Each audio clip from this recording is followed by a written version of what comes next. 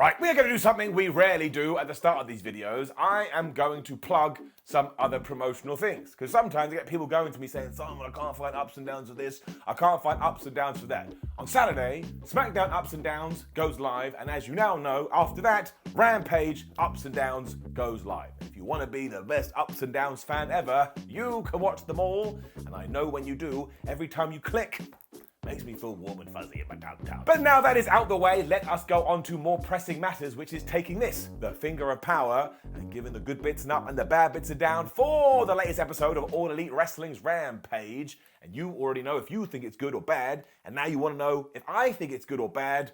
So it's good that we're all here. I'm not sure that would fit in an instruction manual. Let's up those downs.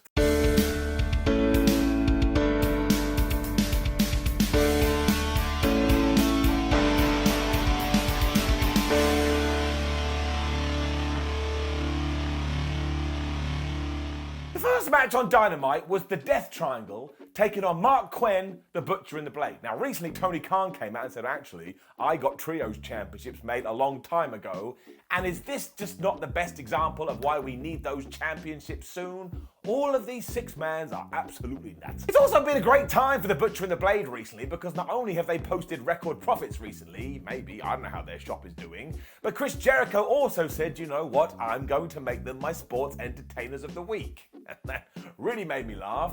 I mean, one of them is called The Butcher. There's every chance they knew about this beforehand, though, and it was too much for them, because in the early going, Pac-Man, I don't mean Pac-Man, like the that guy, I mean Pac ... man, he is such a good wrestler, it doesn't make any sense. Like, he never makes a mistake. He just go, and he never flubs up. It was only a match when Rey Fenix got in there, and he's also not of this planet, because he hit the greatest arm drag you've ever seen, and it's just an arm drag. Although then it went really bad, because he was going something else that was nuts, and the Butcher opened the ropes, and Phoenix just went flying through and hit the floor. I did this for about an hour. Just shook my head. I was like, that man is dead. This put the bad guys ahead, as obviously it would done, and this thing just went bonkers. Marq Quen was hitting a 450 splash, which Pac broke up at the last second, but this annoyed the private party member, so then he did a moonsault to the outside, taking out everybody. And think about a moonsault to the outside. You're stood there and you're jumping backwards, and if nobody catches you, well, your head ain't gonna be happy. Phoenix then took the most brutal lariat you've ever seen from the Butcher, but you can't keep this man down. Just did all this offense and this one Hurricane Rana, which I deliberately watched 3 times. I don't get how he makes moves look better than the other moves that I've already seen, but he somehow does. We then saw Kyle O'Reilly watching on, because of course he's going to be taking on Phoenix in the Owen Hart Cup, so we were doing loads of stuff here. And this is when Penta felt left out. He got the tag, he went taunt, and then he went to hit a bunch of moves. Honestly, these people are just better at life than I am. They know what they're doing. The tag Klaxon Hart then went off, and there were so many moves, nobody in their right mind would be able to recap it for you, unless they were happy to stand here for like 10 years. I don't think YouTube will allow it. So Pac eventually hit the Black Arrow, he got the 1, 2, 3.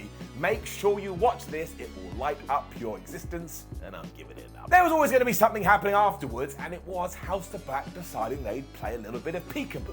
Because the lights went out, when they came back on, the House of Black were here, and then the lights went off and they had vanished again, and I presume they think this is mind games. As you know though, I love this spot, I love this gimmick, and I would love it even if AEW literally did it for 2 hours straight. And also, it means sooner rather than later, we are going to get this match, and I've thought about it, we are not ready. We then had one of those weird Rampage matches that comes out of nowhere, because it was Shawn Spears taking on Bear Boulder. And this was done, of course, because we need Spears to get a big win against a massive opponent, because he's going to be taking on Wardlow in a cage soon. That's basically what happened here. Bear was a little bit strong to begin with, but Shawnee then went, all right, well, I'm going to hit you with the C4, and he beat him. And to be honest, doing that finishing move on somebody this size was quite impressive. Given that this only went about 2 minutes, though, maybe Bear Boulder needs to become Dolphin Boulder or try a different animal. I don't even know what that means. And obviously afterwards, Shawn Spears beat the living crap out of him with a chair. I was like, where's his tag team partner? Why is his tag team partner not coming to save him? So I'm going to make up a story that they have fallen out, but this did exactly what it needed to do. Giving it up. Mark Sterling was then in the back freaking out because he has discovered that yes, Tony Khan has booked Sterling and Tony Nese taking on Hookhausen. I just want to give a round of applause to Mark Sterling here. He sold this like he was about to fight an alligator. It was great. And he's also told him not to worry about this, and as the match is going down in Vegas, we should all put 10 grand on them winning, because that's how confident he is.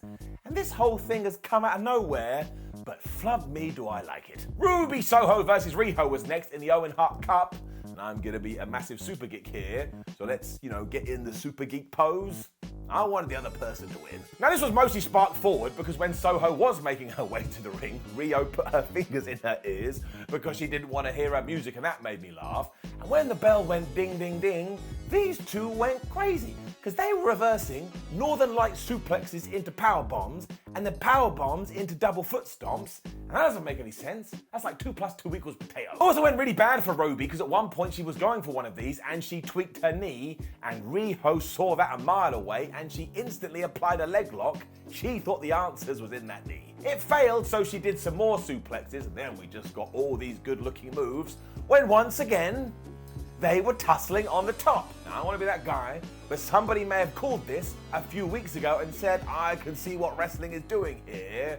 The answer was me. Do you care?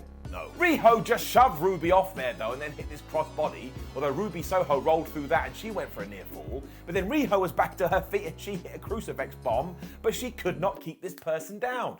And I think this is when she got a little bit annoyed and she got a little bit pissed because it all went bad. Because Soho recovered, she hit a backdrop driver, she smacked Riho right in the face and finished off with a Blade Runner. So I guess the idea here is that Riho lost her cool, and that indeed did cost her. Is she kind of a heel now? I mean, no, she's not at all. She was wearing black on Dynamite, but this is me pulling at straws. Decent match, up. The Acclaimed and the Gun Club were then the biggest idiots on the planet, and I will tell you this. More and more wrestlers have started to do it, and it is inflaming my love for goofy wrestling so much, I'm going to stand here like this and just hope that all sports entertainment and professional wrestling becomes this. Because Billy Gunn was letting them know that now that they are a faction, he believes they can be the biggest group ever, but they need 2 things. They need hand gestures and they need catchphrases. This is when Colton Gunn was like, well, I've got 2 great ideas. Why don't we say suck it and also take our hands and do this? And Bill was like, no, that ain't never going to work. It's never going to get over inside of baseball. Max Caster had much better ideas though, because they can take their fingers and scissor, and they can also say things like, yo, listen. And Daddy Gunn was so excited about this and thought it was so great. And by the time he told them, oh, I've got you a match on Elevation on Monday, and Max Caster spit his water out because he was so excited, I was like, that's it, I'm done. This is now one of my favorite groups in the world.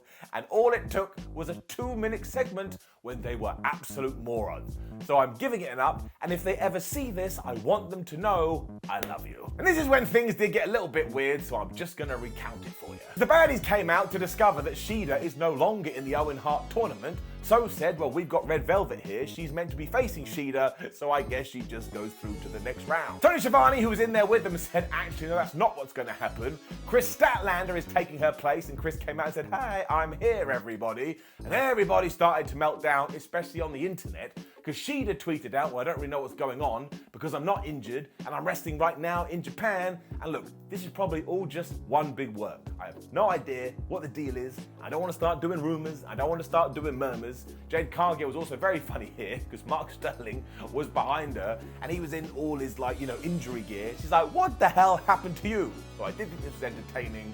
But again, I don't know the full deal, so I've told you, now we're gonna move on. And then, my friends, my word, we got to the main event and sports entertainment was here.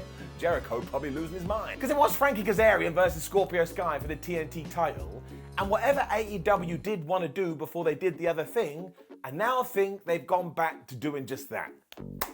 Because Sky told Dan Lambert and Ethan Page during the opening promo, look, you guys have to stay in the back. I need to do this by myself.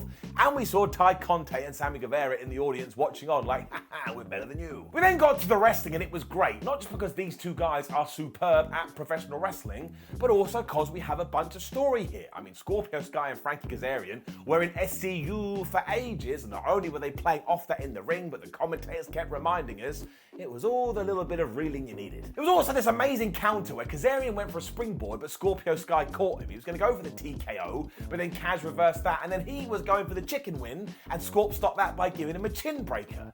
I was like, flipping hell, that was like Jenga. As it turned out, Frankie was absolutely obsessed with this because he kept going for the chicken wing, and he got one in that lasted so long, Scorps was about to pass out. But this is when Dan Lambert run down, obviously that asshole. He distracted the referee. Ethan Page was just then here. He had the TNT title. He hit Frankie Kazarian. Scorpio Sky and Frankie fell onto each other, so it looked like Scorpio Sky had no idea what was going to go on. And the referee went 1, and the referee went 2, and as a nice little twist, Frankie kicked out at like 2.999. It was just a massive red herring though, because Sky just got up, whoop, hit him with a TKO, and beat him for the 1, 2, 3. And this is when Dan Lambert and Ethan Page got in there, and Scorpio Sky took his wagging finger, and he was like, how dare you do that? I told you to stay away, you've ruined it all along. Kazarian was also up pretending this, going, yeah man, I didn't enjoy that at all, why are people screwing me? And just when it looked like Sky was going to attack Ethan Page, he turned around, he smacked Frankie Kazarian right in the head with a belt. So his 2-week babyface run is over, and he back to being a heel. Guevara and Conti then came out and chased them all away. So I was left going, right, that match was excellent, but who is the good guy and who is the bad guy here? Because as far as I'm concerned, we have 5 people and they're all meant to be the villains. So I have no idea what to tell you, but I will say it's not boring, it is bonkers, and I have absolutely no idea what we're going to do. Like, if we try and make Ty Conte and Sammy Guevara babyfaces again, I don't think that is going to work, but do I look forward to seeing it play out? The answer is yes. That's all you've got to do. I'm giving it an up. Which also goes for the entirety of Rampage again today. It's getting an up. As I always say, AEW has this formula down now, and honestly, it's becoming the goofy wrestling show. Like, Rampage is the goofy wrestling show, and that means it may never get it down again for me. Up. Now, please do leave a comment below and let us know what you thought about last night's episode of Rampage. Like the video, share the video, and subscribe. Head over to WhatCulture.com where you can read yourself some articles. Make sure you go watch some other YouTube videos. Come say hey on social media. My name is Simon for WhatCulture. Love you as always. See you soon.